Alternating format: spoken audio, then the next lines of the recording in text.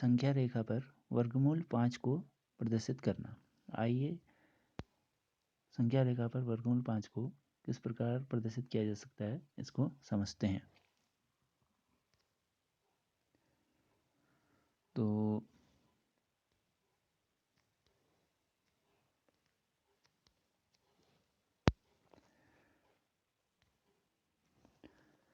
संख्या रेखा पर वर्गमूल 5 को प्रदर्शित कीजिए। तो वर्गमूल 5 को हम किस प्रकार लिख सकते हैं? वर्गमूल 5 को हम इस निम्न प्रकार से व्यक्त कर सकते हैं।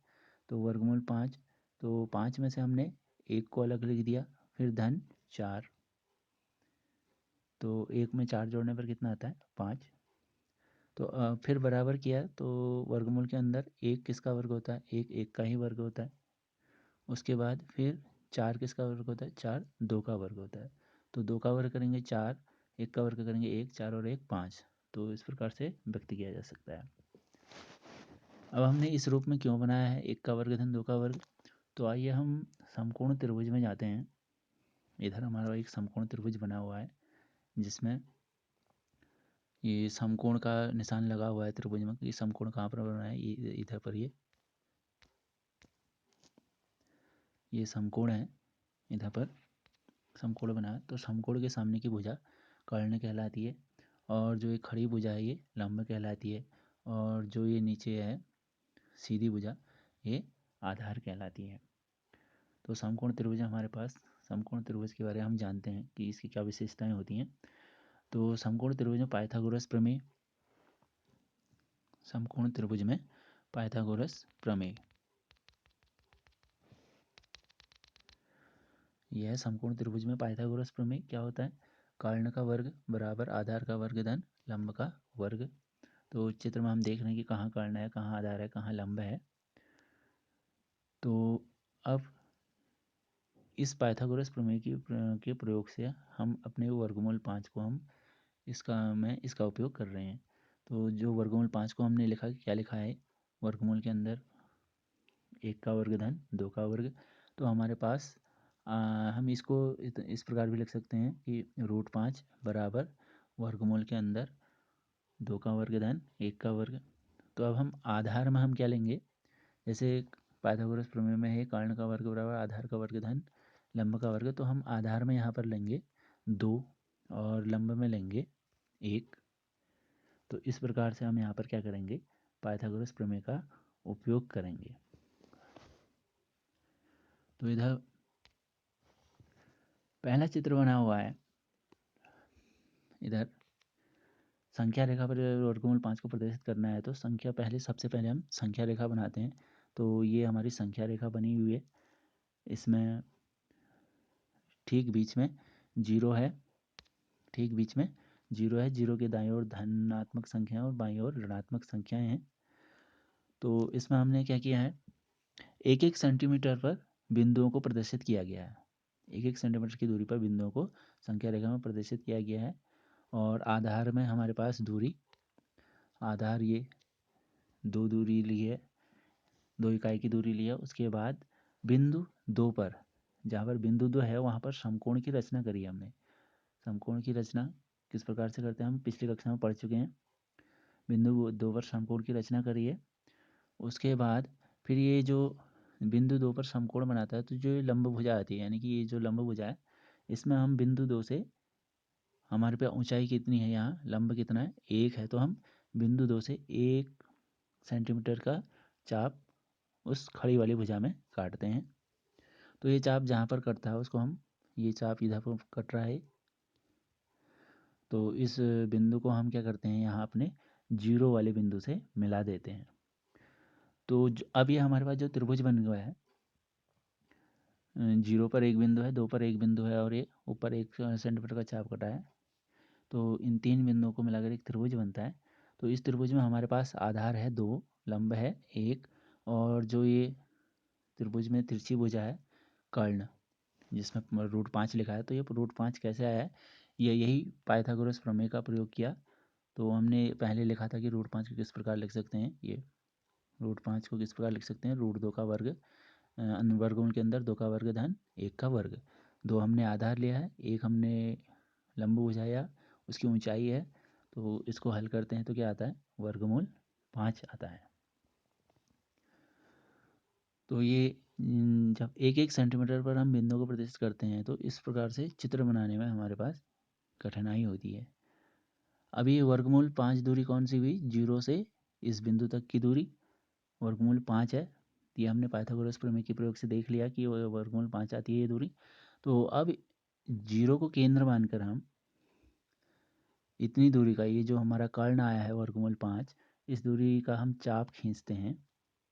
ओ को केंद्र मानते हैं, ओ पर प्रकार की नोक होती है और ये जहाँ 1 सेंटीमीटर चाप कटा वहाँ पर पेंसिल की नोक होती है और चाप खींच देते हैं। ये चाप कहाँ कटता है, नीचे की ओर लाते हैं, संख्या रेखा में काटते हैं इसे, तो यह बिंदु 2 के थोड़ा सा दाईं ओर कटता है चाप। चित्र में दिख रहा होगा कि कहाँ पर कटा हुआ है ये चाप, ये 2 के थोड़ा सा दाईं ओर कटा हुआ है ये चाप। जीरो को केंद्र मानकर ये जहाँ पर ये बिंदु है 1 सेंटीमीटर चाप कटा था, वहाँ से नीचे की ओर संख्या रेखा की ओर सामने संख्या रेखा की ओर चाप खींचा है, तो वो चाप 2 के थोड़ा सा दाईं ओर करता है। तो यही जो बिंदु है हरे पेन से प्रदर्शित किया गया है वर्गमूल 5।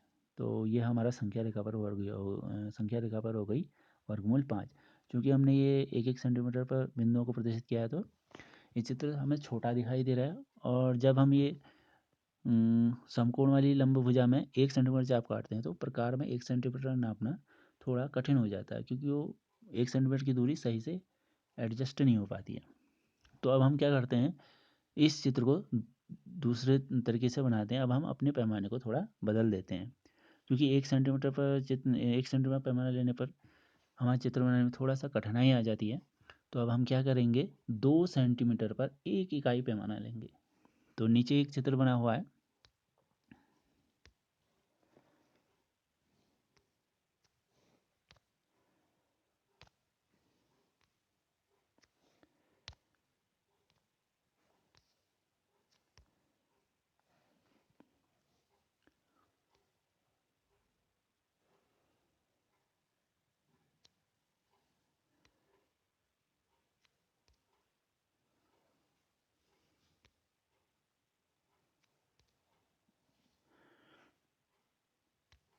आप देख सकते हैं ये एक दूसरा चित्र है, इसमें भी वही वर्गमूल 5 को दर्शाया गया है, लेकिन यहाँ पैमाने को बढ़ा दिया गया है। तो आप देख सकते हैं कि यहाँ पर ये जो संख्या रेखा बनाई हुई है, इस संख्या रेखा पर बिंदुओं को प्रदर्शित किया गया है। बीच में 0 है, दाईं ओर धन पूर्णांक है, बाईं ओर ऋण पूर्णांक है। तो अब हम देखते हैं कि 0 और 1 के बीच की दूरी कुछ ज़्यादा है पहले से। अगर हम पहले के चित्र को देखें तो पहले के चित्र में यह है ये, यहाँ 0 और 1 के बीच की दूरी छोटी है, और इस चित्र में, नीचे वाले चित्र में 0 और 1 के बीच की दूरी 0 और 1 के बीच की दूरी थोड़ा ज़्यादा है। यहाँ पहले वाले चित्र में देखें तो 0 और 1 के बीच की दूरी छोटी है। तो अब हम यहाँ पैमाना बढ़ा ले रहे हैं ताकि चित्र थोड़ा बड़ा दिख सके और समझने में आसानी हो और चित्र भी आसानी से बन सके।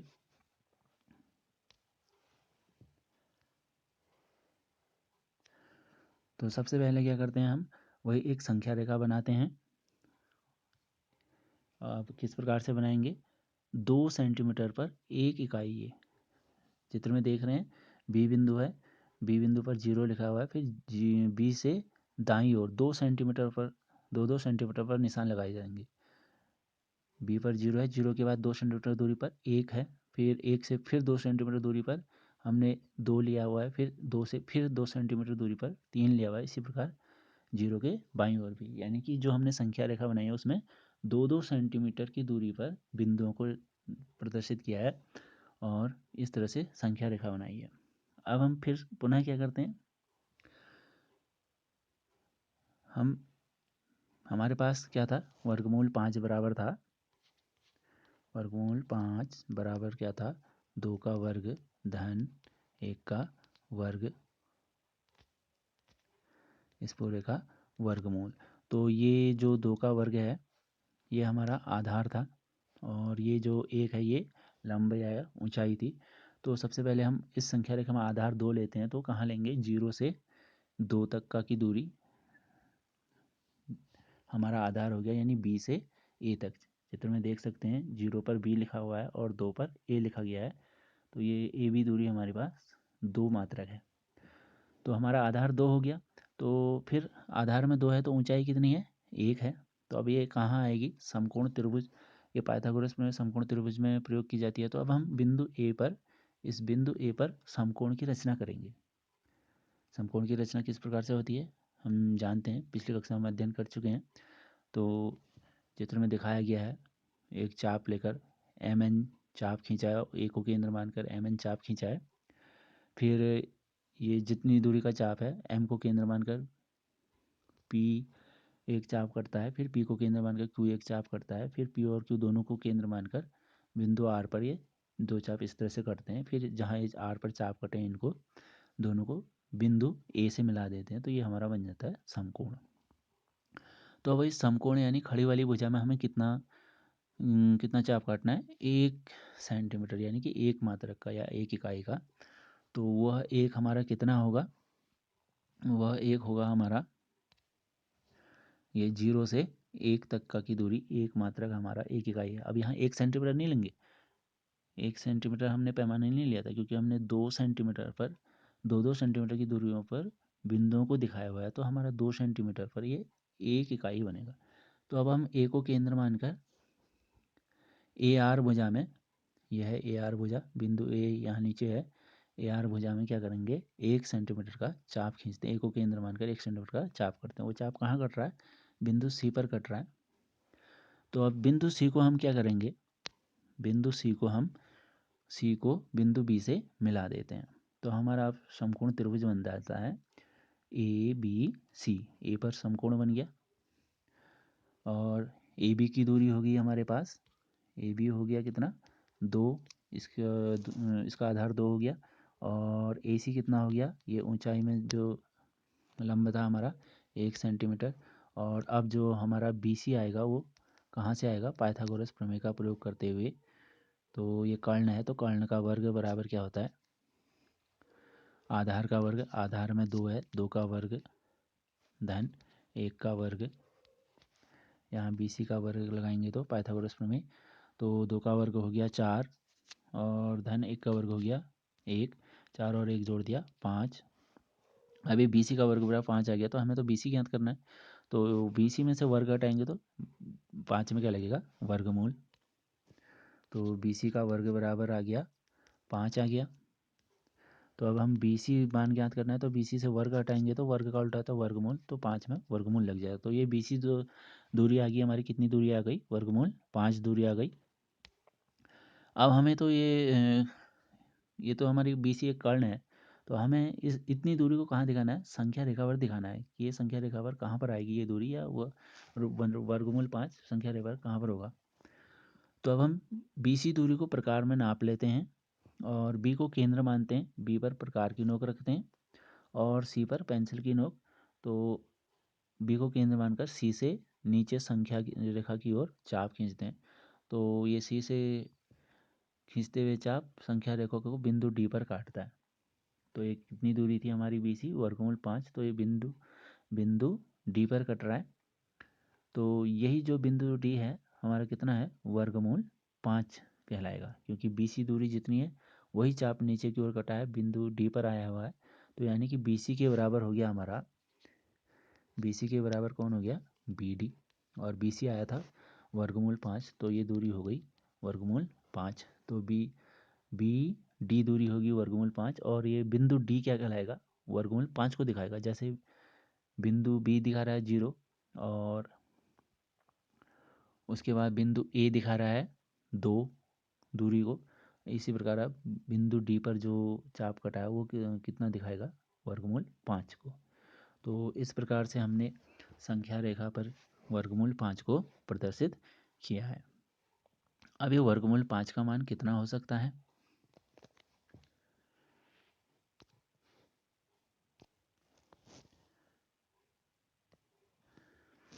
अब वर्गमूल 5 का मान कितना आ सकता है, तो आइए हम इसका वर्गमूल ज्ञात करके देखते हैं।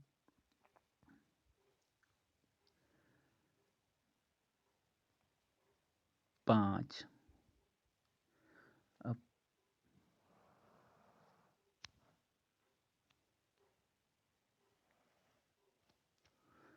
तो हमारे पास यहाँ एक ही अंक है, तो हम इसी का जोड़ा बनाते हैं। पिछली कक्षा में हम संख्याओं का वर्गमूल ज्ञात करना सीख चुके हैं भाग विधि द्वारा। तो यहाँ गुणनखंड विधि द्वारा इसका वर्गमूल ज्ञात नहीं कर सकते हैं, केवल एक ही अंक है, तो हम भाग विधि से इसका वर्गमूल ज्ञात करते हैं। तो भाग विधि से वर्गमूल ज्ञात करने के सबसे पहले जोड़ा बनाना पड़ता है। तो एक ही अंक है तो यही एक जोड़ा बनेगा। तो फिर हम देखते हैं कि इस संख्या में किसका भाग जाएगा। तो ऐसी संख्या जिसका वर्ग या तो 5 हो या 5 से कम हो, उस संख्या से भाग देना पड़ता है। तो 5 किसी भी संख्या का वर्ग नहीं होता है। तो 5 से छोटी संख्या आती है 4, 4 होता है 2 का वर्ग। तो अतः हम सबसे पहले 2 का भाग देंगे। 2 का भाग 5 में जाता है 2 बार, 2 दूनी 4। तो इस 2 के नीचे भी फिर पुनः 2 लिखते हैं।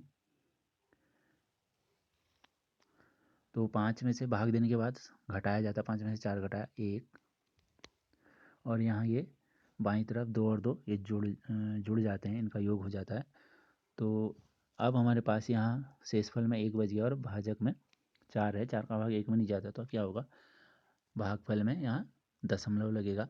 दशमलव लगेगा तो अब हम यहाँ को भी 5 के बाद भी अगर हम इसको दशमलव के रूप में लिखें तो यहाँ दशमलव, दशमलव के बाद 0 के जोड़े आते हैं यहाँ, इस तरह से। तो अब 4 का भाग 1 में नहीं जाता, तो हम क्या करेंगे, ऊपर दशमलव लग गया है, 5 को भी अगर हमने दशमलव के रूप में लिखा तो 5.0000, अब दशमलव भी लग चुका है। तो अब हम दशमलव के बाद का पूरा एक जोड़ा उतारेंगे। ये एक जोड़ा, या क्योंकि भाग विधि द्वारा वर्गमूल ज्ञात करने में 2-2 अंकों के जोड़े बनते हैं, तो अब हम अगला 0 का जोड़ा उतारेंगे। अब 4 का भाग हम सीधे 100 में नहीं दे सकते हैं, 4 का भाग हम पहले 10 में देंगे। तो 4 का भाग 10 में 2 बार जाता है, तो भागफल में हम 2 लिखेंगे, और 4 के दाईं ओर भी 2 लिखेंगे, और इस 2 के नीचे भी 2 लिखेंगे। अब यहाँ गुणा होगा पहले, 2 दूनी 4, इकाई के नीचे इकाई, 2 चक्को 8, दहाई के नीचे दहाई। अब भाग देने के बाद घटाते हैं, 0 में से 4 नहीं घटता है, दहाई में से हम उधार लेंगे, दहाई में भी 0 है, वहाँ से भी उधार नहीं आता है। तो सैकड़े में से दहाई में उधार लेंगे तो 10 का उधार आएगा। फिर दहाई में से इकाई में उधार लेंगे, वहाँ से भी 10 का उधार हो जाएगा। 10 में से 4 गया 6। अब दहाई के स्थान पर 10 में से उधार ले लिया तो 9 बच गया, 9 में से 8 गया 1। अब सैकड़े के स्थान पर कुछ नहीं बचा, तो इधर हो गया 42 और 2 जोड़ के 44 हो गया। अब 44 का भाग 16 में नहीं जाता, फिर हम ऊपर से अगला जोड़ा उतारेंगे 0 0। अब हमारे पास 44 है, और 44 का भाग हम 1600 में सीधे 1600 में नहीं दे सकते, तो हम क्या करेंगे, 44 का पहाड़ा भी नहीं आता हम, तो एक अंक हटा देंगे। अब हम 4 का पहाड़ा केवल 16 में पढ़ेंगे। 4 का पहाड़ा 16 में 4 बार जाता है। तो इसको अगर हम पहले जांच लें कि कितना हो सकता है, 4 का 44 गुणा 4 करते हैं, 44 गुणा 4, तो कितना आता है, 44, एक 4 पे और लगना है, क्योंकि 44 तो पहले से है। अगर 4 बार भाग देंगे तो 44 के दाएं और फिर एक 4 आएगा, 4 चक्को 16, एक हासिल, 4 चक्को 16 और एक 17, एक हासिल, 4 चक्को 16 और एक 17, ये हो जाता है 1776। जबकि यहाँ हमारे पास है 1600, तो इसलिए हम 4 बार भाग नहीं दे सकते हैं। तो केवल कितनी बार भाग जाएगा, 3 बार भाग देंगे। यहाँ लिखेंगे 3, ऊपर भागफल में भी 3, तो इसके नीचे भी 3। अब 3 से भाग देते हैं तो पहले गुणा करेंगे, 3 तियाँ 9, 4 तियाँ 12, और 4 तियाँ 12 और एक 13। घटाएंगे तो यहाँ से क्या करेंगे, हम पहले दाएं में से उधार लेंगे, दाएं में से नहीं जाता है, सैकड़े में से लेंगे, सैकड़े में से दाएं में से इकाई में, तो 10 बन जाएगा इकाई में, 10 में से 9 गया 1, दाएं में 9 बच जाएगा, 9 में से 2 गया 7, सैकड़े के स्थान पर अब 5 बच जाएगा, क्योंकि यहाँ से उधार ले लिया था, 5 में से 3 गया 2, और हजार के स्थान पर 1 में से 1 बढ़ गया। तो हमारा लगभग दशमलव के 2 स्थानों तक वर्गमूल 5 का मान कितना आ गया है, तो हमारा आ गया ये वर्गमूल 5 का मान आ गया बराबर 2.23, इतना आ चुका है। तो ये वर्गमूल का मान, हम वर्गमूल 5 का मान कितना है, 2.23। तो हमारे पास आ गया है वर्गमूल 5 का मान आ गया है कितना, 2.23। तो अब हम अपनी संख्या रेखा में देखें तो 2.23 कहाँ हो सकता है। अभी हम चित्र में खाली देखकर तो नहीं कह सकते, जब अगर हम इसको इस पटरी की मदद से हम बी डी दूरी को नापेंगे, तो 2 के दाईं ओर है डी, अब ये 2 के दाईं ओर कितनी और है, तो ये यहाँ जो हमने इसका मान ज्ञात किया भाग विधि द्वारा वर्गमूल, तो ये आता है 2.23। अब हम बी डी दूरी को अगर नापेंगे तो वो लगभग कितना आता है, 2.23 ही आना चाहिए। यदि हमारा चाप बिल्कुल सही कटे हुए हैं, कहीं पर थोड़ा सा भी हिला हुआ नहीं है, तो ये बी डी दूरी जो आएगी वो ठीक 2.23 आएगी।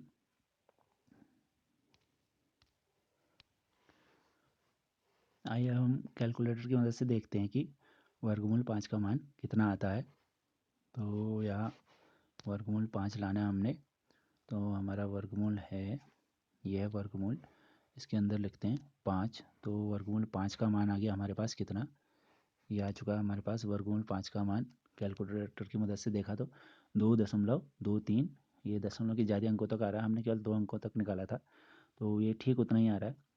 तो वर्गमूल 5 बराबर 2.23, तो हमारा मान सही आया है।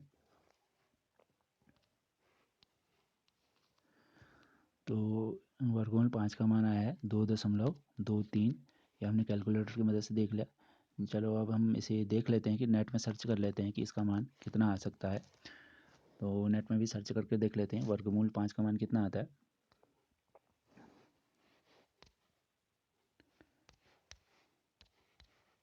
वैल्यू ऑफ √5, और इसको हम सर्च कर लेते हैं।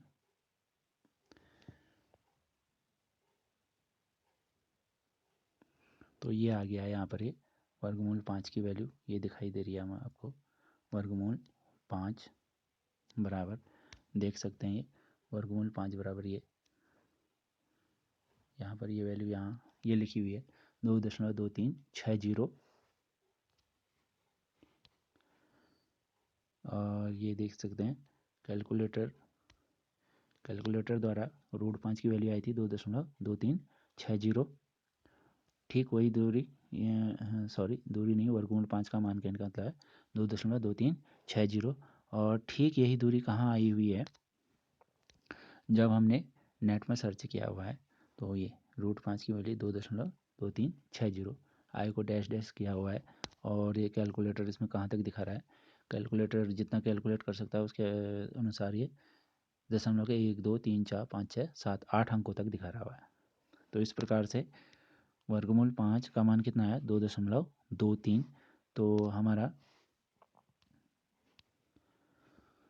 हमारा ये संख्या रेखा पर ये बी डी दूरी जितनी क्या आएगी, √5 कहलाएगी ये √5। और इस √5 का मान कितना आता है, हमने 2 तक निकाला था, 2.23। तो ये हो गया संख्या रेखा पर वर्गमूल 5 को प्रदर्शित करना।